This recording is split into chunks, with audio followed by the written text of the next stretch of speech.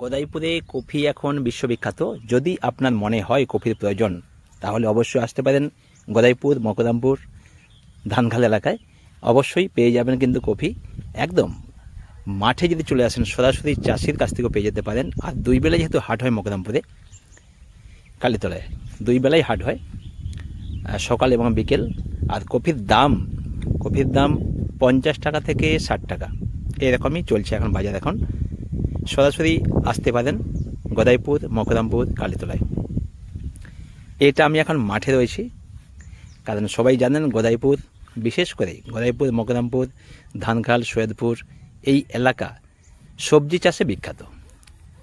আর এখন যেহেতু কফির সিজন, সব সবজি রয়েছে কিন্তু কফিটা একটু বেশি। দেখতেই পাচ্ছেন প্রচুর কফি, এখানে হাজার হাজার চাষ করা হয় কফি, তাই পর্যাপ্ত পরিমাণে স্টকটা থাকেই। যদি মনে হয় প্রয়োজন তাহলে আসতে পারেন, পেয়ে যাবেন কফি। যদি মাঠে আসেন মাঠ থেকে, আর না হলে কালীতলা মকদামপুর কালীতলা যে বাজার হয় সেই বাজার থেকে আপনি পাবেন। 50 থেকে 60 টাকা দাম, দুই বেলায় হাট। আগে এখানকার চাষি বন্ধুরা সবাই কলরা, কালীভাটা, সোনাময়ী এইসব হাটু যেত, তখন প্রচুর কষ্ট হতো। এখন সামনে হাট হয়ে খুব সুবিধা হয়েছে। বন্ধুরা সবাই বলছেন যে আমাদের খুব সুবিধা হয়েছে, দুই বেলায় মাঠ থেকে ফসল তুলে কালীতলা পর্যন্ত পৌঁছে দেওয়া, আর কিছু নয়। ব্যস্ত হলেই ওখানে মোটা টাকা কিন্তু পেয়ে যাচ্ছেন কিন্তু। আর সেই সবজি আপনার সামনে, মানে সেই কফি আপনার সামনে তুলে ধরেছি।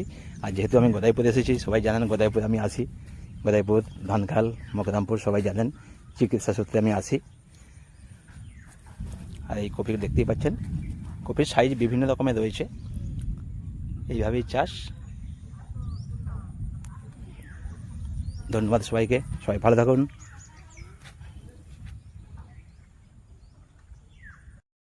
নমস্কার।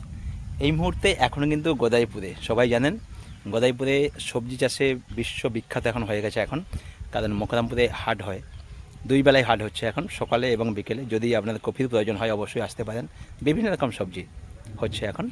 মকদামপুর কালীতলায় অলরেডি হাট চালু হয়ে গেছে।